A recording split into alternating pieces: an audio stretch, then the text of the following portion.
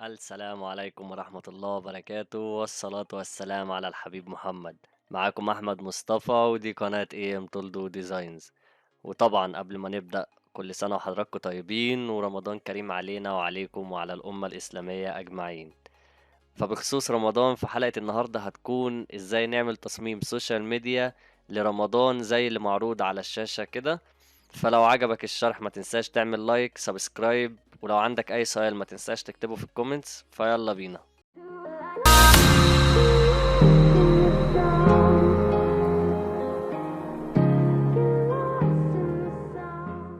بسم الله. والنهاردة التصميم هيكون لشركة توصيل طلبات.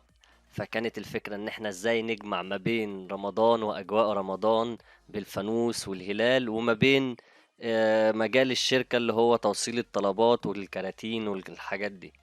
فيلا بينا نبدأ مع بعضينا نعرف ازاي هنكون التصميم وازاي طلعنا بالنتيجة النهائية.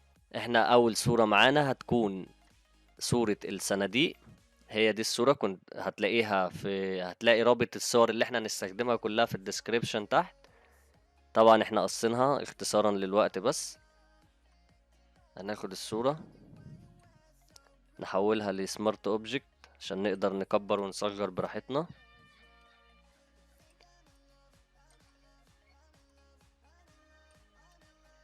وده اللونين بتوع الشركة. احنا هنشتغل على اللون الاصفر، فممكن نيجي نعمل جريدينت باللون الاصفر والابيض.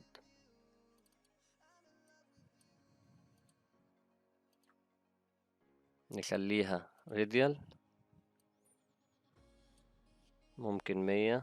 اوكي تمام. طبعا الكراتين كده باينة ان هي طايرة في الجو، فاحنا عاوزين ان احنا نعمل لها الظل بتاعها على اساس ان هي تبان ان هي ساندة على الارض او واقفة على الارض.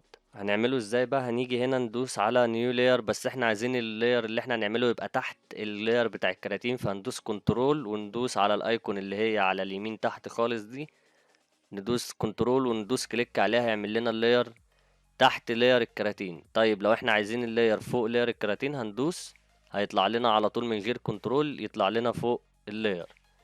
تمام. هنجيب البرش ونقلب دول اللون الاصفر والازرق، دول عايزين لون اسود، عايزين الديفولت بتاع البرنامج اللي هو الاسود والابيض. فهندوس حرف الدي يقلبه لنا ابيض واسود. وهنيجي بسوفت برش كده، ممكن 30% مثلا هاردنس. ندوس كليكاية هنا. طبعا اي حاجة محطوطة على الارض بيبقى تحتيها ظل غامق، او مكان ما بتلمس الارض كده بيبقى ظل غامق، وكل ما بنبعد عنها كل ما الظل بيبتدي يخف. فاحنا هنعمل الظل الغامق اللي تحت. هندوس كليكايه في الاول هنا، وعايزين خط يبقى تحتيها غامق كده، فهنيجي هنا وندوس شيفت وندوس كليكايه تاني عشان يعمل لنا خط مستقيم. وهكذا في كل الاطراف اللي تحت دي. فهنسرع الفيديو شوية لحد ما نخلصها ونرجع تاني مع بعض.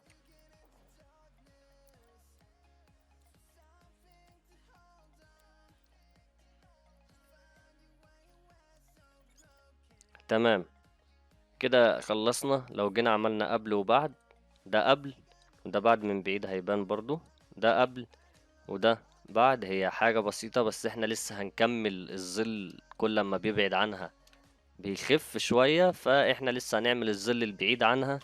بس كده بدأت تبان ان هي واقفة على الارض مش طايرة في الهواء. تمام. هنعمل لاير جديد، نجيب البين تول نخليها باث، واحنا مصدر الاضاءة بتاعنا هيكون هو ده، والقمر او الهلال هيبقى من ورا الكراتين، فكل الاضاءة جاية من ورا. فالاضاءة عشان جاية من ورا يبقى الظل بتاعنا هينعكس هنا كده لقدام. تمام. فاحنا هنعمل الاضاءة بتاعتنا في الاتجاه لقدام شوية، نعمله باث ونيجي هنا طبعا على لاير جديد، ندوس مثلا نرسم باث هنا كده. طبعا الاضاءة جاية من ورا فهتخبط هنا وتنزل، تعمل هنا شكل الشادو بتاع الصندوق. نعمل كنترول دي كنترول انتر عشان نحول الباث ده لسلكشن، والت باك سبيس عشان يلونه لنا باللون الاسود او اللون الاول هنا. كنترول دي نلغي السلكشن، ممكن نكبرها سنة كده ونعوج الزاوية بتاعتها.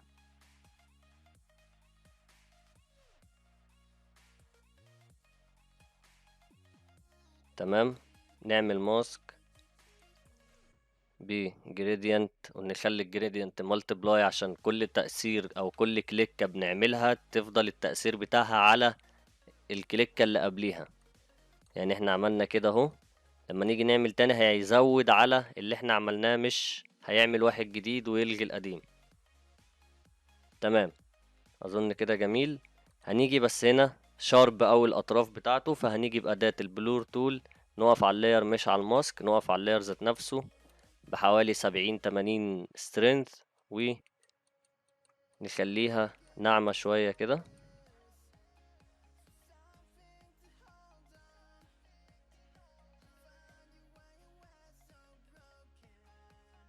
تمام، اظن كده بدأت تبان ان هو ليه ظل كده قبل خالص وكده بعد. هنعمل برضو نفس الموضوع ده هنا على الطرف هنا، نيو لاير وبالبين تول باث.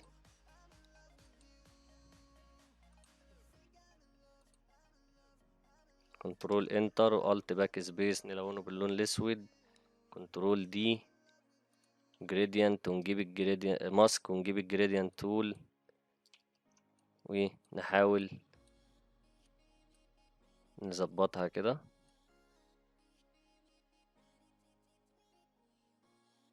تمام، نيجي بالبلور تول طبعا على الأطراف، نحاول ننعمها.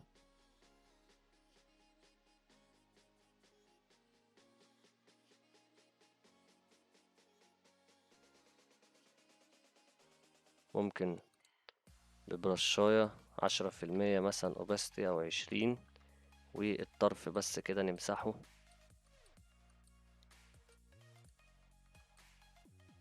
نقلل opacity سنة بسيطة. أظن كده قبل وبعد بدأت تبان إن هي محطوطة على الأرض. طيب احنا بقى عايزين نعمل باقي الظل اللي جاي من هنا ده واللي هيبقى ساقط هنا. فهنيجي نعمل لاير ونجيب البرشاية ب20% اوباستي لون اسود، ويمكن اقل من كده اوباستي كمان، ونحاول نرسم. لا، ممكن نخليها 10% اوباستي، ونحاول نرسم احنا الظل على حسب ما احنا متخيلينه. احنا مثلا الحتة دي هتبقى بينهم هما الاتنين ضلمة، هنا يبقى في مثلا ظل هنا برضو.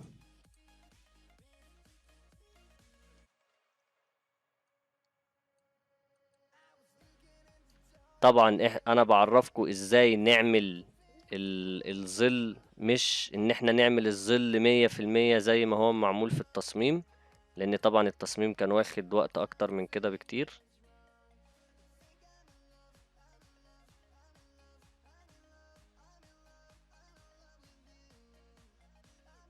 تمام، احنا ممكن لو حسينا ان هو قليل نقلل اوباستي مثلا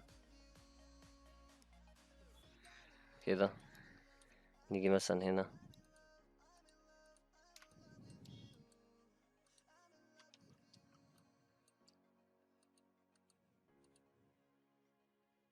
تمام، ده الشادو كله نحطه في جروب مثلا ونسميه شادو.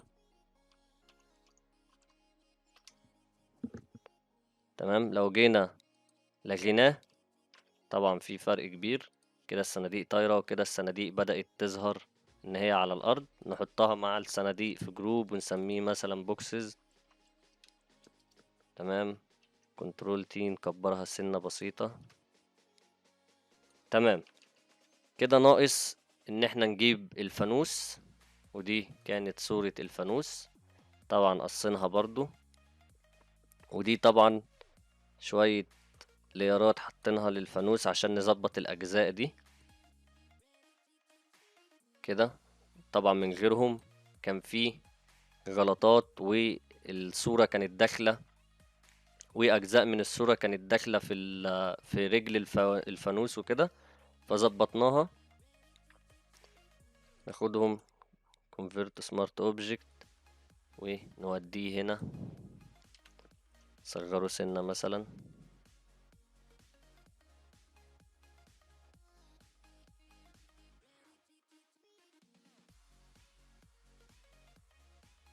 تمام جدا. طبعا هو كده باين ان هو تمام، بس اي حاجة محطوطة على حاجة تانية او الفانوس هو محطوط على الصناديق لازم يبقى ليه شادو، لان اي حاجة في الدنيا ليها شادو. فاحنا هنعمل الشادو بتاعه لتحت، طبعا نيو لاير تحتيه، كنترول وندوس على الايكون بتاعت النيو لاير، برش سودا، ممكن 50% اوباستي، ونعمل مش شرط يبقى دقيق قوي الشادو لانه كده كده مش هيبان قوي، وبرضو الاضاءة بتبقى عالية او اضاءة الديزاين كله هتبقى عالية، فمش هيبان قوي الشادو. بس طبعا في فرق من غير الشادو وفي فرق بالشادو، وهنشوف ده برضو مع بعض دلوقتي. تمام، اظن كده كويس لو قللناه مثلا كده. اوكي، لو جينا لغينا الشادو، واخدين بالكم بيجسم الموضوع اكتر وبيدي واقعية اكتر للتصميم. تمام. طيب عاوزين بقى نعمل النور اللي جوه الفانوس. ده انا عملته ان انا عملت لاير، حطيته سكرين فوق الفانوس، طبعا جبت برشاية باللون الابيض وعملت نقطة كده، كنترول تي، رفعها شوية. بعد كده عملت لاير تاني باللون اللي ما بين الاصفر والابيض كده، كبرت البرشاية اكتر وحطيت اللاير سكرين برضو.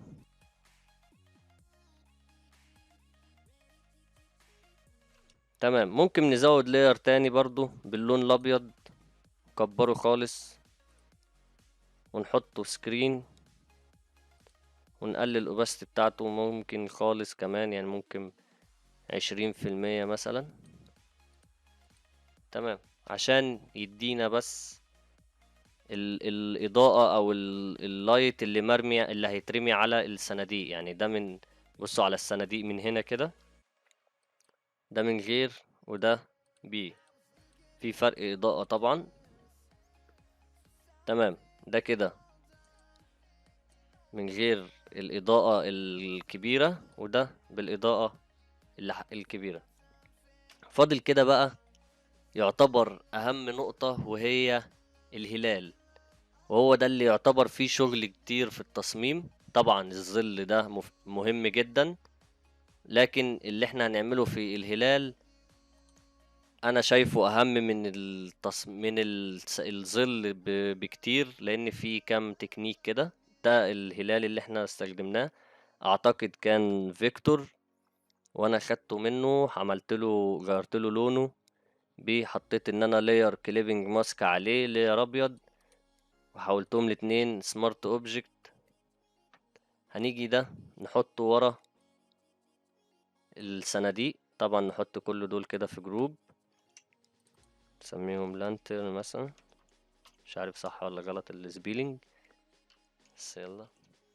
نكبر بقى ايه، سوري، نكبر الهلال شوية.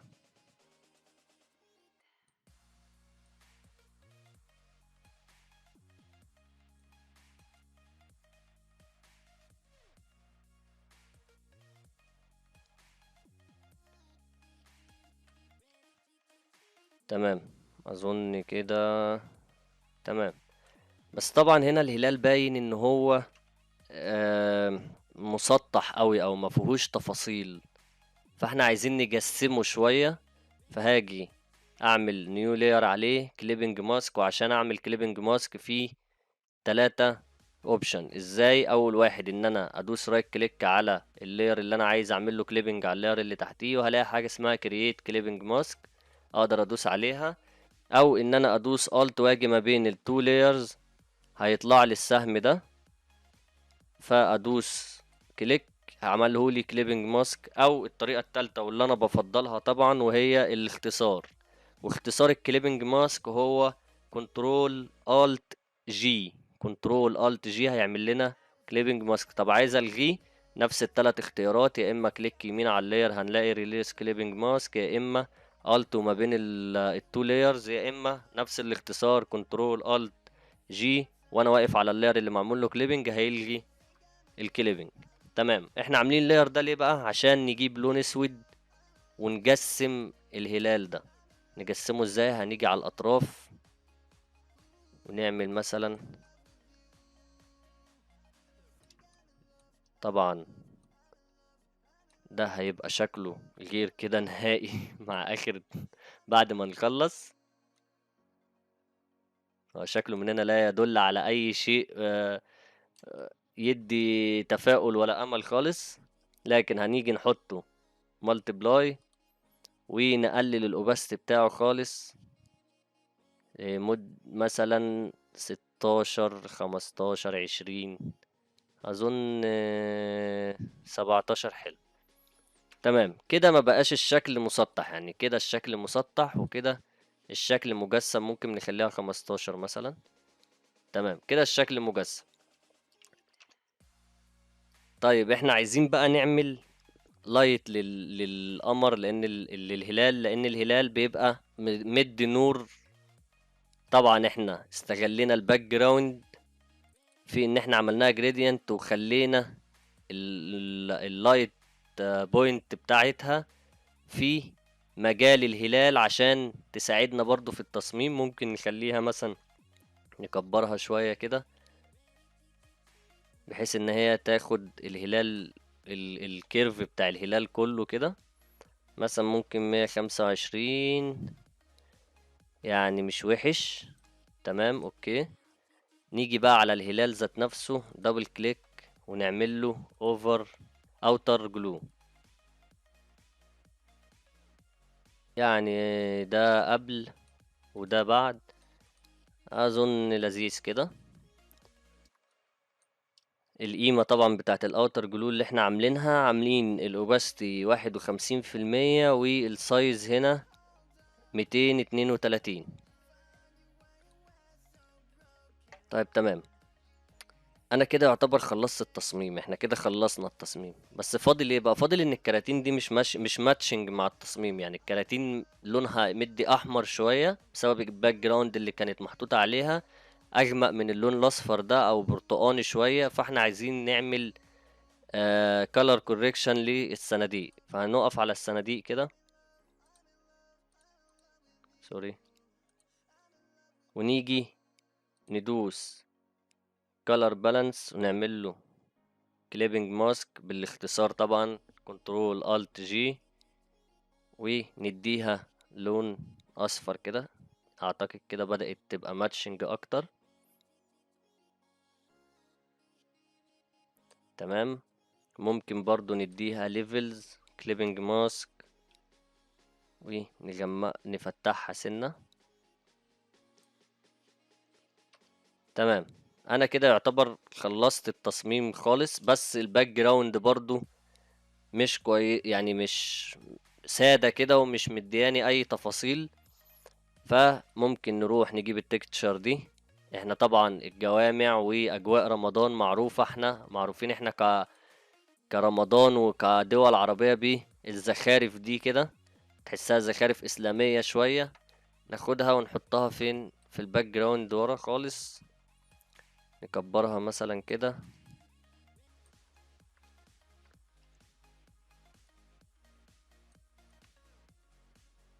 احنا طبعا سوري، طبعا عاملين ان هو الارض اللي الصناديق محطوط عليها الفاصل ما بينها وما بين الارض هي دي، يعني اكن دي الحيطة ودي الارض. هنحط اللاير ده في بليندنج مود بين لايت ونقلل الاوباستي بتاعه مثلا حوالي 10%. يعني اظن كده الخلفية بقت الطف من ان هي سادة خالص. وناخده كوبي وننزله تحت، بس تحت الارض بتبقى مديانا ميلة لقدام كده شوية، فاحنا هنيجي هنا ونعمل ده كده. ممكن نصغرها كمان شوية كده بحيث انها تديني الميلة بتاعة الارض. فاحنا لو خدنا بالنا مثلا لو علينا الاوباستي هنا وعلينا الاوباستي هنا هنلاقي ان ده نازل لتحت كده والارض جاي لقدام. تمام. ممكن نخلي الارض مثلا، سوري، الارض مثلا 15%، 20%، مش وحش برضه. طيب احنا ممكن نيجي بقى ورا كده خالص ونجيب مستطيل هنا كده ونديله لون اسود. كنترول تي، اوكي، كنترول تي، نقلله خالص كده مثلا. هنيجي هنا نعمل له بلور من فلتر بلور. يعني الجملة دي الصراحة الكلمة دي تعبت في نطقها، بس انا بقولها جوزن بلور، يعني صح غلط مش عارف الصراحة. convert smart object بتقول لنا ان انت عايز تحول اللاير ده لسمارت اوبجكت، فاقول له تمام. اعمل له كده، اوكي اوكي، نكبر، نصغر، كذا. يعني اظن كده تمام. كنترول تي، صغرها مثلا كده، خليها خط بسيط. ممكن نقلل البلور شوية بحيث ان هو يدينا فاصل ما بين الحيطة يعني.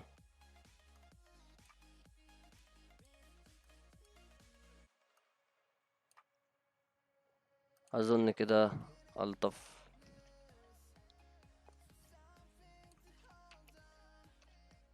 ممكن نقلل الاوبست بتاعتها سنة بسيطة. يعني ده قبل وده بعد، عمل لي بس فاصل كده ما بينها. في طرق كتيرة بس دي طريقة سريعة كده اختصارا برضو للوقت. يعني الطريقة التانية مثلا ان احنا ممكن نلغي ده ونيجي نجيب مستطيل. المستطيل ده مثلا نعمله كده من هنا وهنديله نفس اللون، بس ايه، هنديله اللون الاصفر بتاع اللوجو وننزله تحت خالص. انزل يا عم الحاج. تمام. هو كده بقى تحت، نلغي بس الستروك بتاعه ونيجي نعمل لاير ونعمل له كليبنج ماسك ونجيب برش ونيجي نعمل كده خط كده. وهنيجي بقى على اللاير اللي هو المستطيل وندوس حرف الام عشان يجيب لنا الريكتانجلر ماركي تول. وطبعا لو ما تعرفش الريكتانجلر ماركي تول وخصائصها وازاي بنستخدمها هتلاقي الشرح بتاعها على القناة في سلسلة تتعلم الفوتوشوب في 10 دقايق، وهسيب لكم اللينك بتاعه في الديسكريبشن وهيظهر على يمين الشاشة فوق. ونيجي على فلتر بلور، نفس الجوزن بلور دي، convert smart object، ونزود.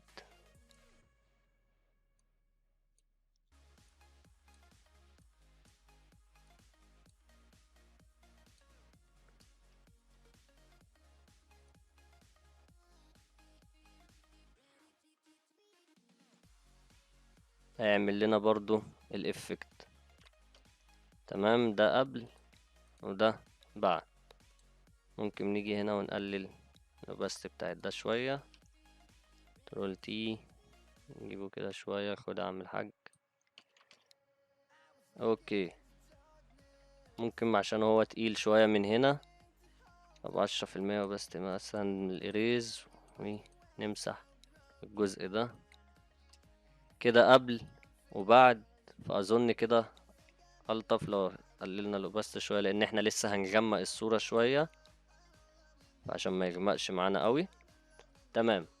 نيجي بقى، احنا كده يعتبر خلصنا التصميم. فاضل ان القمر او الهلال عاكس إضاءة لبره ناحية الصناديق كده، فالطبيعي ان الاضاءة دي تتعكس على الصناديق. فهنيجي نعمل لاير ونعمل له كليبنج ماسك ونجيب البرش باللون الابيض، ونعمل الاطراف بتبقى واخدة لمعة كده بسبب الاضاءة اللي جاية لها من ورا.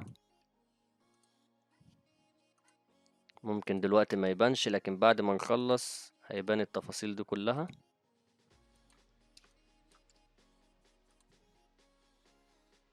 ممكن لحد هنا. طبعا هنشوف القبل والبعد، نلاقي فيه فرق كبير جدا، ادانا واقعية اكتر في التصميم. تمام. ده من غير ثاني بس، فيه هنا ممكن ما يكونش الافكت قوي هنا شوية. تمام. ممكن نحطها سكرين. ده من غير وده بالاضاءة. احنا ممكن برضو نيجي على هنا على القمر ده او الهلال، نعمل لاير، واللاير ده نجيب برش بيضة. مش عايز يجيب البرشاية، زعل مننا باين. ممكن 10% اوباستي، نخلي اللاير سكرين ونعمل 10%. قلنا والله زعل مننا. اوكي كده عمل 10%. ونعمل لايت كده حوالين الهلال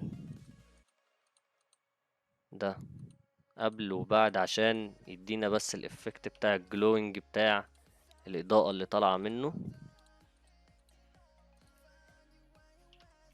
والصناديق دي ممكن نخليها،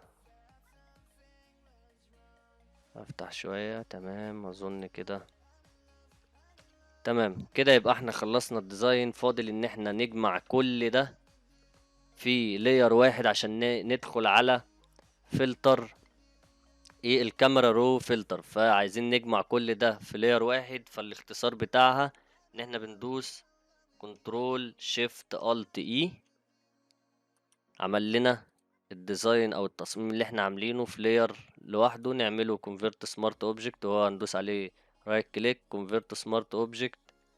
وممكن ندوس فلتر كاميرا رو فلتر، بس انا بفضل طبعا الاختصارات. فالاختصار بتاعها كنترول شيفت ايه، هيفتح لنا تابة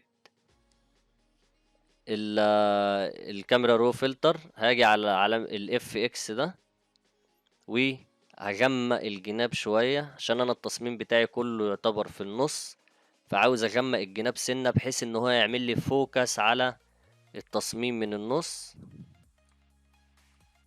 واقدر اتحكم انا في الفيذر بتاعها ومدى غمقانها والشيب اللي هو شيب مدور، او ممكن اضيقه يعني مثلا كده، او ان انا اخليه واسع. والفيذر بتاعه طبعا ان انا اخليه حاد كده الاطراف، او ناعمة شوية كده. يعني انا بالنسبة لي كده تمام. ممكن نيجي على الشاربينج وازود الاماونت مثلا، وادوس الت على الماسك واحدد الاجزاء اللي انا عايزها تبقى شارب. فانا عايز مثلا الصناديق تبقى شارب هي جزء من الباك جراوند والفانوس والهلال. فاظن ان كده تمام. بس مثلا الاكسبوجر ممكن لا مش اكسبوجر، ممكن هايلايتس، ادوس الت واقلل شوية. يعني اظن كده الطف. فنيجي نشوف قبل وبعد عشان اشوف وانا فاتح تابة الكاميرا رو فلتر عشان اشوف القبل والبعد. بدوس شيفت بي اللي هي بي فور بن، قبل وبعد قبل وبعد. تمام. اوكي ده قبل وبعد. تمام. وبعد كده اضيف التكست بتاعي. مثلا انا عشان المساحة دي فاضية، فانا هحط التكست بتاعي هنا. فده التكست بتاعي اللي كانت الفكرة بتاعت التصميم، ان احنا نقول للعميل ان انت ممكن تطلب وترتاح في رمضان. تمام. وبكده نكون خلصنا التصميم وخلصنا حلقة النهاردة. فأتمنى تكونوا استفدتوا، واستنوني في حلقة جديدة إن شاء الله. وما تنساش اللايك والسبسكرايب، والسؤال لو عندك سؤال اكتبه في الكومنتس. كان معاكم أحمد مصطفى، سلام.